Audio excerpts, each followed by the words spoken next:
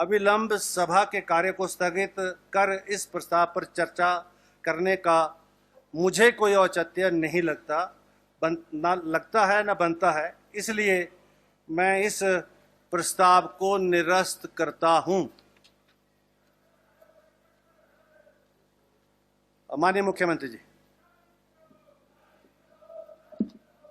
माननीय अध्यक्ष महोदय, मैं प्रतिपक्ष के नेता का बयान सुन रहा था कि हम जब हिमाचल सदन में जाते हैं, हिमाचल भवन में जाते हैं, हमारे कमरों के किराए बढ़ा दिए गए हैं और कर्मचारियों के कमरों को 500 रुपया देते हैं और सब्सिडी में देते हैं।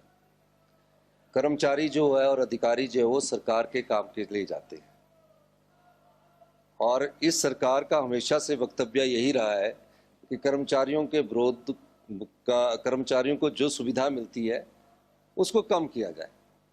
हमारी सरकार जिन कर्मचारी और अधिकारियों ने इस प्रदेश में विकास की गाथा लिखी है, उस दृष्टिकोण से आगे बढ़कर कार्य करती है। हमेशा उंगली उठती थी कि एमएलए जाते हैं और उनको 300 रुपये का कमरा मिलता है और आधे रेट पर खाना मिलता है, और एक वक्त इंगित करते थे एमएलओ को। उस दृष्टिकोण से हमने ये फैसला लिया और पहले ही हमारे विधायक दल की बैठक में ये फैसला हमने लिया गया।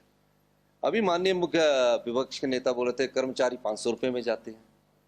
कर्मचारी जो है वो सरकार के अधिकारी और कर्मचारी एक संस्था है, उस संस्था के साथ वो कार्य करते हैं। उस संस्था को दिशा सरकार देती है जो लोकतंत्र में चुनकर आती है। तो कर्मचारियों पर ऐसी टिप्पणी करना शोभनीय नहीं लगता प्रतिपक्ष के नेता जयराम ठाकुर जी की जो प्रतिक्रिया हुआ है। दूसरी बात, हमने कहा है, हमने विधायक गिरिदी बंद नहीं की है। अभी हमारे बजट आने वाला है, आर्थिक स्थिति प्रदेश की ठीक नहीं है, ये जयराम ठाकुर जी भी जानते हैं, प्रदेश के हर लोग जानते हैं। लेकिन हमने कहा विकास के कार्यों में हम अड़ंगा नहीं अड़ाएंगे, क्योंकि हम प्रदेश का विकास भी तीव्र गति से चाहते हैं। हमें खर्चा भी करना है, लेकिन पहले आर्थिक अभी आंकड़े आ रहे हैं, इस महीने क्वार्टर के आंकड़े आएंगे, 20 तारीख तक हमें पता लगेगा और हम उसके बाद कोई अगर कुछ करना होगा, रोकना होगा या देना होगा, उसके बाद फैसला करेंगे। और काम रोको प्रस्ताव लाना उनकी इस मंशा को इंगित करता है कि वो विपक्ष में बैठ के तड़फ रहे हैं, उन्हें विपक्ष में बैठना पसंद नहीं आ रहा है और इसलिए वो बार बार विधायक निधि दीजिए, क्योंकि अपने क्षेत्रों में वो जा नहीं सकते। क्यों नहीं जा सकते? ऐसे संस्थान खोल दिया। आज ही मैं एक दैनिक जागरण की अखबार में लगा था कि सोलन के पंचायत घर में कॉलेज चला दिया। अब लोग बोलते कि आपने कॉलेज क्यों चलाया? 1 लाख रुपया दिया, एक कॉलेज चलाया, मिडिल स्कूल चला दिया, आपका सीएससी बाड़वाई के सारे चला दिया। तो ये अपने क्षेत्रों में जा नहीं सकते। इसलिए 920 संस्थान हमने जो बंद किए और कहा है जहां जरूरत होगी वहां उन संस्थानों को खोला जाएगा, जहां जरूरत बेश होगी उन स्थानों को खोला जाएगा। तो आप, हमारी सरकार हिमाचल के सभी कर्मचारी, अधिकारी, किसान, महिलाएं, युवा सबके लिए कार्य कर रही है। दिन रात हमारे मंत्रिमंडल के सदस्य, वो मुख्यमंत्री मुकेश अग्निहोत्री जी, सभी मंत्रिमंडल के सदस्य दिन रात काम कर रहे हैं। वो जानते हैं हिमाचल के सभी इन विधायकों को भी, सत्ता पक्ष में बैठने वाले विधायकों को भी विधायक निधि चाहिए, लेकिन ये जानते हैं आर्थिक बदहाली से जो प्रदेश गुजर रहा है, हम हिमाचल की जनता पर, जो 75 लाख की जनता है, प्रत्येक व्यक्ति पर 1 लाख के लगभग कर्ज चढ़ा हुआ है।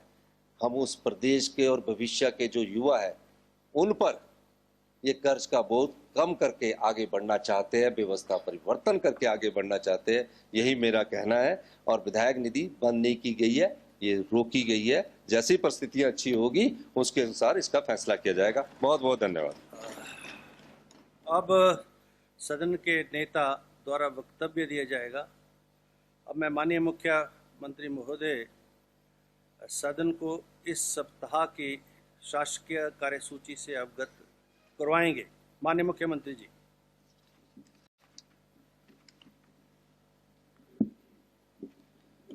अध्यक्ष महोदय, मैं आपकी अनुमति से आज मंगलवार 14 मार्च 2014 से आरंभ हो रही सप्ताह की शासकीय कार्यसूची से इस माननीय सदन को अवगत करवाना चाहूँगा, जो इस प्रकार से है।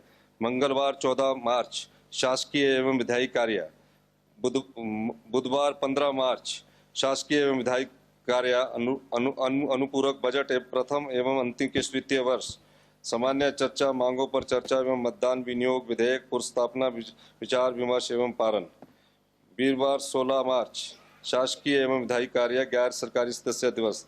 शुक्रवार 17 मार्च बजट अनुमान वित्तीय वर्ष प्रस्तुतिकरण 2023-2024। 5 अध्यक्ष महोदय, मैं आपकी अनुमति से भारत के संविधान के अनुच्छेद 213(1) के प्रंतुक के अंतर्गत राज्यपाल हिमाचल प्रदेश द्वारा दिनांक 23/1/2023 को प्रख्यापित हिमाचल प्रदेश नगर निगम संशोधन अध्यादेश 2023 का अध्यादेश संख्या 1 की प्रति उन परिस्थितियों के स्पष्टीकरण के कथन सहित। एक माननीय मुख्यमंत्री जी, ये तो अगली कार्रवाई में अध्यादेश आ गया। अब अध्यादेश होंगे और अब श्री सुखविंदर सिंह सुक्खू जी, माननीय मुख्यमंत्री, भारत के संविधान के अनुच्छेद 2013 सब क्लॉज 1 के अनुसार के अंतर्गत राज्यपाल हिमाचल प्रदेश द्वारा दिनांक 23/1/2023 को प्रख्यापित हिमाचल प्रदेश नगर निगम संशोधन अध्यादेश 2023 का अध्यादेश संख्या की प्रति उन परिस्थितियों के स्पष्टीकरण के कथन सहित जिनके कारण उक्त अध्यादेश का प्रख्यापन आवश्यक हुआ है, हिंदी अंग्रेजी पाठ सभा पटल पर रखेंगे। और मेरे लिए भी आप अंग्रेजी में रखेंगे थोड़ा काम। अध्यक्ष महोदय, मैं आपकी अनुमति से भारत के संविधान के अनुसार अनुच्छेद 2013(1) के प्रंतुक के अंतर्गत राज्यपाल हिमाचल प्रदेश द्वारा दिनांक 23/1/2023 को प्रख्यापित हिमाचल प्रदेश नगर निगम संशोधन अध्यादेश 2023 का अध्यादेश संख्या 1 की प्रति उन परिस्थितियों के स्पष्टीकरण के कथन सहित जिनके कारण उक्त अध्यादेश का प्रख्यापन आवश्यक हुआ है, सभा पटल पर रखता हूं। धन्यवाद। अब आप श्री मुकेश अग्निहोत्री जी, माननीय मुख्यमंत्री, भारत के संविधान के अनुच्छेद 2013 और सब क्लॉज 1 के प्रंतुक के अंतर्गत राज्यपाल हिमाचल प्रदेश द्वारा दिनांक 15/2/2023 को प्रख्यापित हिमाचल प्रदेश जल विद्युत उत्पादन पर जल उपकर अध्यादेश 2023 का अध्यादेश संख्या 2 की प्रति उन परिस्थितियों के स्पष्टीकरण के कथन सहित जिनके कारण उक्त अध्यादेश के पब्लिकेशन आवश्यक हुआ है, हिंदी अंग्रेजी पाठ सभा पटल पर रखेंगे। माननीय उप मुख्यमंत्री श्री मुकेश अग्निहोत्री जी। माननीय अध्यक्ष महोदय, मैं आपकी अनुमति से प्रस्ताव करता हूं कि भारत के संविधान के अनुच्छेद 213(1) के प्रंतुक के अंतर्गत राज्यपाल हिमाचल प्रदेश द्वारा दिनांक 15/2/2023 को प्रख्यापित हिमाचल प्रदेश जल विद्युत उत्पादन पर जल उपकर अध्यादेश 2023 का अध्यादेश संख्या 2 की प्रति उन परिस्थितियों के स्पष्टीकरण के कथन सहित जिनके कारण उक्त अध्यादेश का प्रख्यापन आवश्यक हुआ, हिंदी अंग्रेजी पाठ सहित सभा पटल पर रखता हूं। धन्यवाद। माननीय हर्षवर्धन चौहान जी, चंद्र कुमार जी को उठाइए जरा। विधायी कार्य, सरकारी विधेयक की पुनर्स्थापना। अब माननीय उप मुख्यमंत्री प्रस्ताव करेंगे कि हिमाचल प्रदेश जल विद्युत उत्पादन पर जल उपकर विधेयक 2023 का विधेयक संख्या 5 पर पुनर्स्थापित करने की अनुमति दी जाए। माननीय उप मुख्यमंत्री महोदय। अध्यक्ष महोदय, मैं आपकी अनुमति से ये जल विद्युत उत्पादन पर जल उपकर का जो है कानून विधानसभा में हम लेके आए हैं। अध्यक्ष महोदय, आज सुबह से ही ये बात हो रही है। जो हमने अनुमानित लागत लगाई है क्योंकि जो हाइड्रो प्रोजेक्ट के प्राइवेट प्लेयर्स हैं उनसे भी बात करनी पड़ेगी, एनटीपीसी, एसजेवीएनएल और जो और लोग हैं, क्योंकि इसका अमली जामा पहनाना हमारा सबसे बड़ा दायित्व होगा। कानून बन जाए उसका अमली जामा पहनाना ही सबसे बड़ा दायित्व होता है। उस दृष्टिकोण से हम पिछले कल भी हमारे पास बीबीएमबी के चेयरमैन आए थे, एनटीपीसी के चेयरमैन से बात हुई, एनएचपीसी के चेयरमैन से बात हुई। तो जब ये बिल बन जाएगा और इसमें हम ये अंदाजा लगा के चले हैं, जैसे कि हमने कैलकुलेट किया कि 4000 करोड़ आएगा, लेकिन कई जगह हमें समझौता करना पड़ सकता है कि एकदम भी किसी पावर प्रोजेक्ट पर इतना ज़्यादा बोझ डालने में कहीं लगेगा, तो उसमें हम कुछ चीज़ें अध्ययन करेंगे। लेकिन मेरा ये मानना है कि ये हमारी काफ़ी समय से लंबी मांग थी और इसको मुख्यमंत्री महोदय ने यहाँ पर भी आज बिल के रूप में प्रस्तुत किया है। हम सब लोगों का ध्यान आने वाले समय में, इस सरकार का ध्यान, हम सब लोगों का, हमारी सरकार का ध्यान इस दृष्टिकोण से आय के स्रोत कैसे बढ़े उसमें भी लगा है। बहुत बहुत धन्यवाद। Thank you honourable chief minister. Himachal Pradesh जल विद्युत उत्पादन पर जल उपकर विधेयक 2023 का विधेयक संख्या 5 पुनर्स्थापित हुआ। चूंकि अभी स्थापित हो गया, इससे पहले था टाइम। अब क्योंकि जो है अब समय हो रहा है, इसलिए आगे की कार्रवाई मेरे ख्याल लंच के बाद करेंगे। अब माने सदन की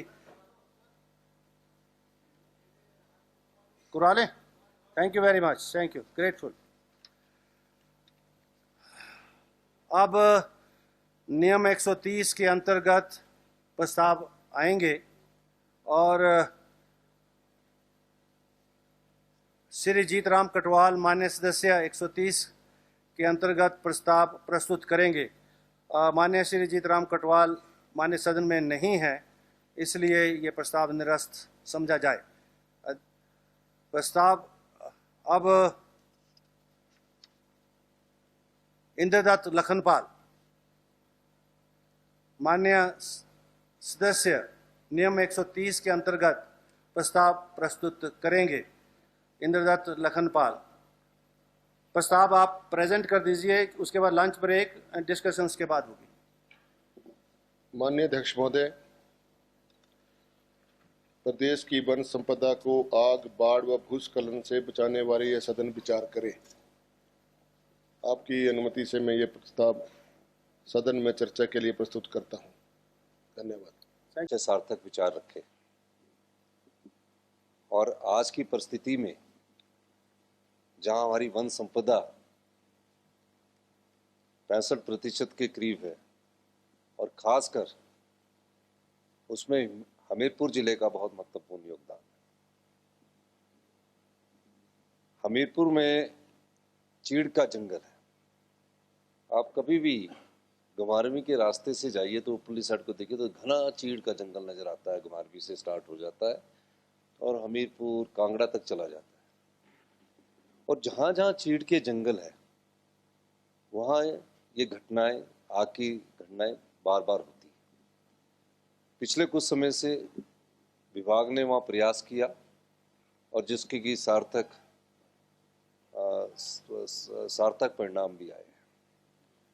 मैं कुछ एक चीज़ें आपको बताना चाहूँगा कि माननीय सदन को यह ज्ञात है कि हिमाचल प्रदेश बहुआयामी आपदा उन्मुख राज्य है।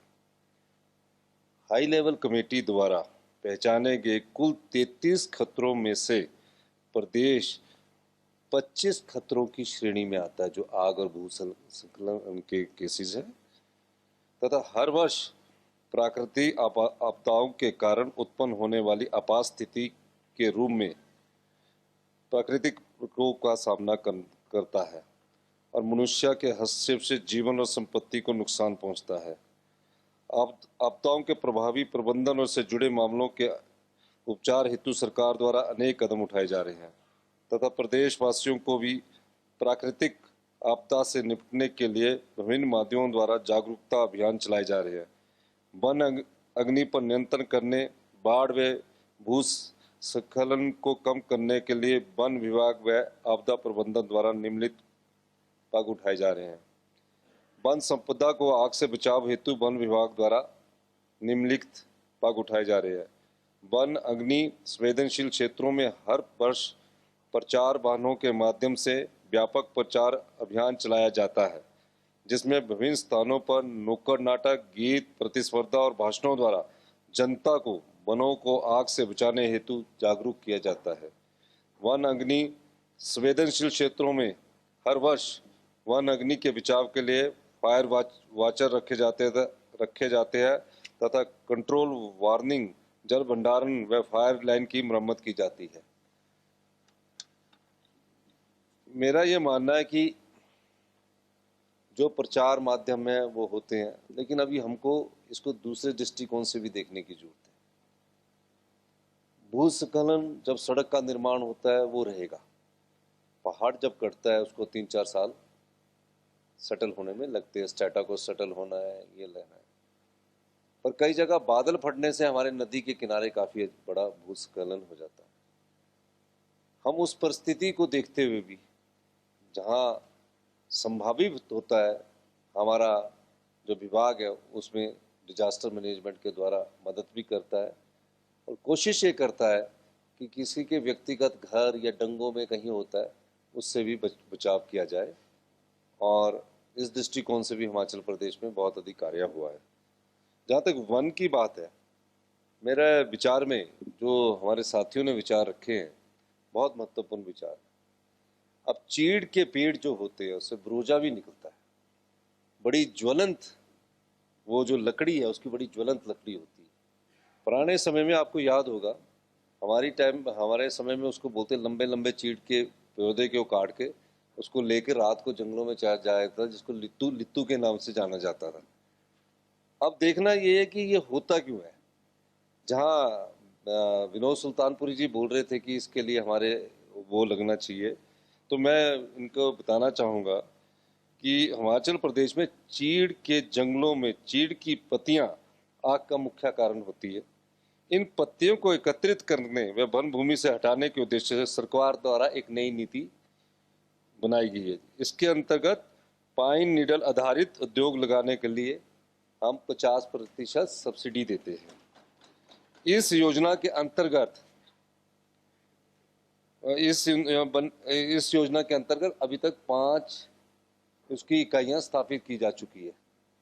तो 50% सब्सिडी देकर उसकी ईंट बनाई जाती है, फिर उसको बहुत ज्वलंत होता है, उसको कहीं हम और दे सकते हैं।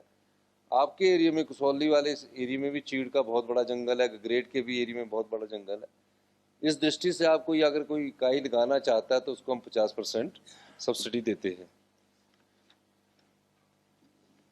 और कैंपा के द्वारा भी हम हर वर्ष कैंपा और FMS स्टेट प्लान में हमने 2022-23 में 2.14 करोड़ का हमने इसमें प्रावधान किया है। और कैंपा हेड द्वारा भी 4.7 करोड़ का हमने प्रावधान इसमें किया हुआ है।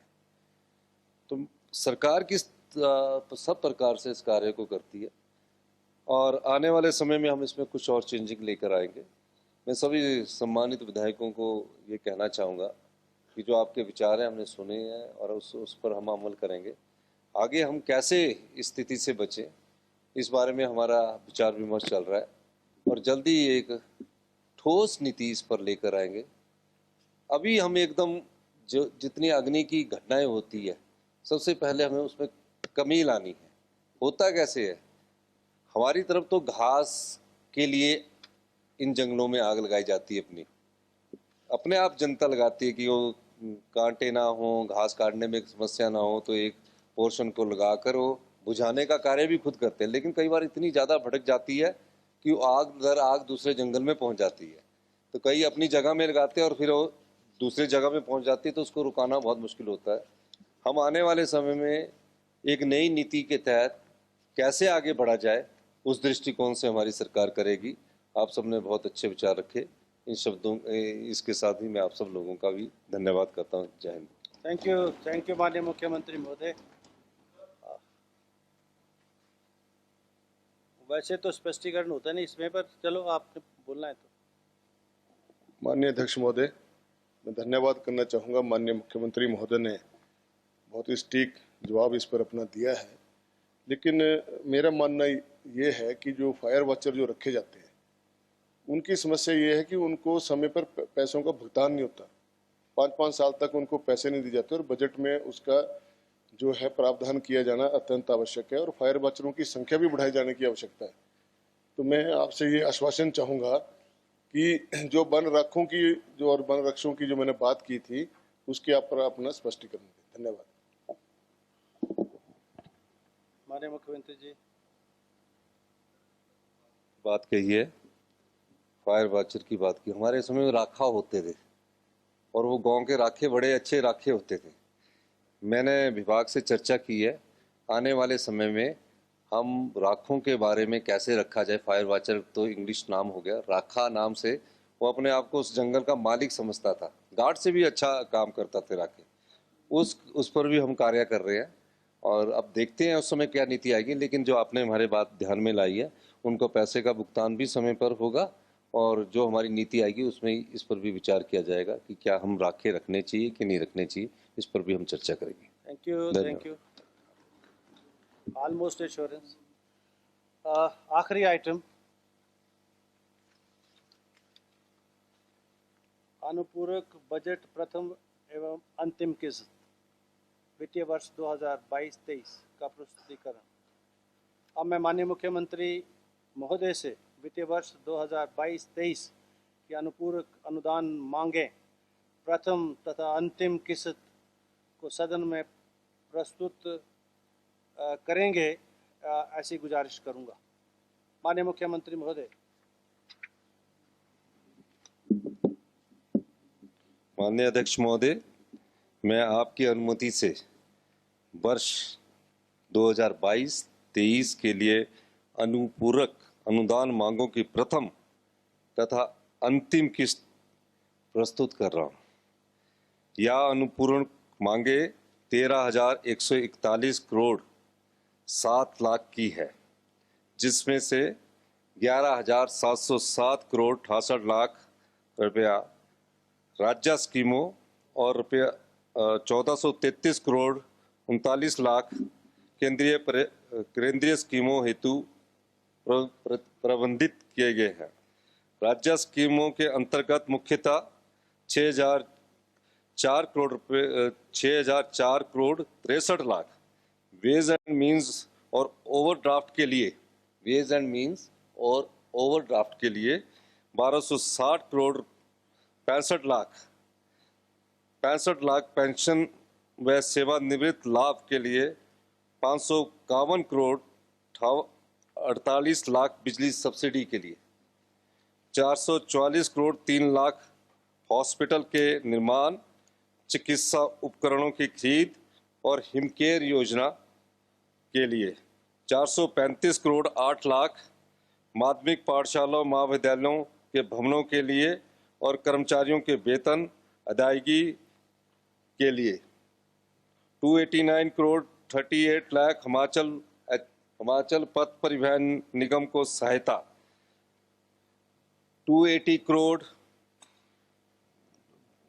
284 करोड़ 17 लाख मुख्यमंत्री सुख आश्रय कोष,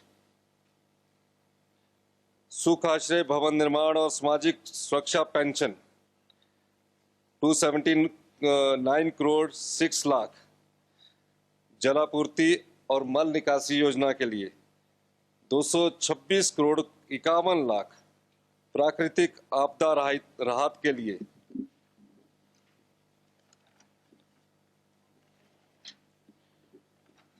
209 करोड़ 33 लाख, मुख्यमंत्री स्वावलंबन योजना के लिए, प्रधानमंत्री गति शक्ति योजना, ऑप्टिकल केबल फाइबर नेटवर्क और सरकारी विभागों के डिजिटल विस्तार के लिए 208 करोड़ 42 लाख, फसल बीमा योजना, क्रॉप डाइवर्सिफिकेशंस, मंडी मध्यस्थता योजना के लंबित दायित्व और उद्यान विकास योजना के लिए 156 करोड़ 91 लाख, ग्रामीण स्थानीय निकायों को अनुदान, जिला परिषद के स्टाफ के वेतन तथा 15वें वित्त आयोग के अंतर्गत अनुदान 154 करोड़ 71 लाख, सड़कों और पुलों के लिए 128 करोड़ 71 लाख, रेल परियोजनाएं यानी कि भानुपल्ली से बिलासपुर रेलवे लाइन जो बन रही है और जो हमारी पिंजौर से जो रेलवे लाइन परमाणु बद्दी के लिए बन रही है, उसमें हमारी सरकार पैसा देती है। जो भानुपल्ली बैरी बिलासपुर रेलवे लाइन है, उसमें सरकार ने भूमि भी माननीय अध्यक्ष महोदय अपने खर्चे से उपलब्ध करवानी है और जो रेलवे काम कर रहा है उसका 25% कॉस्ट ऑफ कंस्ट्रक्शन रेलवे पटरी की भी हमने उनको उपलब्ध करवानी है। होता क्या कि जब हमने उनसे पूछा कि हम इतना पैसा आपको दे रहे हैं तो क्या इसमें रेवेन्यू शेयरिंग मिलेगा, तो उनकी तरफ से जवाब था कि हम इसमें कोई रेवेन्यू शेयरिंग आपको नहीं देंगे, क्योंकि पिछले कई सालों से ये व्यवस्था चली आ रही थी। तो हमने कहा कि आप क्या देंगे, तो कहते हम रेलवे सर्विस देंगे।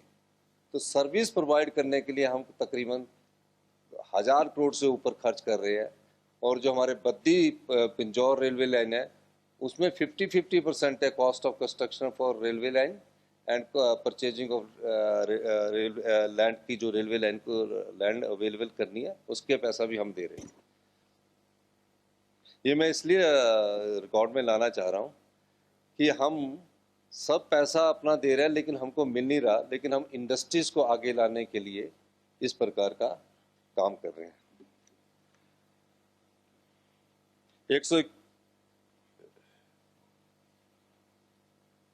108 crore 70 lakh skill development project के लिए, 106 करोड़ 8 लाख सरकारी भवन, विश्राम एवं परिधि गृहों के लिए, छात्रावासों के निर्माण एवं रखरखाव इत्यादि। 67 करोड़ 73 लाख दीनदयाल अंत्योदय योजना, हमने उनकी योजना को भी समर्थन दिया है जो अभी बाहर गए हैं। राष्ट्रीय शहरी आजीविका मिशन, स्मार्ट सिटी मिशन, अमृत, स्वच्छ भारत मिशन, शिमला जल प्रबंधन निगम के लिए 45 करोड़ 58 लाख रुपए, 55 करोड़ 48 लाख रुपए, न्याय प्रशासन 53 करोड़ 93 लाख, खाद्य उपदान, धान की खरीद व हिमाचली गृहिणी सुविधा योजना और 43 करोड़ 33 लाख मनरेगा के लिए प्रतिबंधित किए गए हैं। केंद्रीय प्रायोजित स्कीमों के अंतर्गत अधिकतर राशि चालू तथा नई विकास योजनाओं जिनके लिए केंद्र सरकार ने इस वर्ष के दौरान धनराशि प्राप्त हुई है के लिए प्रस्तावित है। 400 करोड़ एनडीआरएफ से प्राप्त आपदा प्रबंधन हेतु, 221 crore 96 lakh MNREGA, 141 crore 78 lakh smart city mission, 140 crore 51 lakh कोविड-19 आपातकालीन सेवाएं एवं स्वास्थ्य व्यवस्था पैकेज, 95 करोड़ 60 लाख केंद्रीय सड़क निधि, 95 करोड़ 43 लाख स्टार प्रोजेक्ट्स, 97 करोड़ प्रधानमंत्री ग्राम सड़क योजना, 43 करोड़ 8 लाख राष्ट्रीय ग्राम स्वराज अभियान और 34 करोड़ 47 लाख स्वच्छ भारत मिशन ग्रामीण हेतु प्रस्तावित है।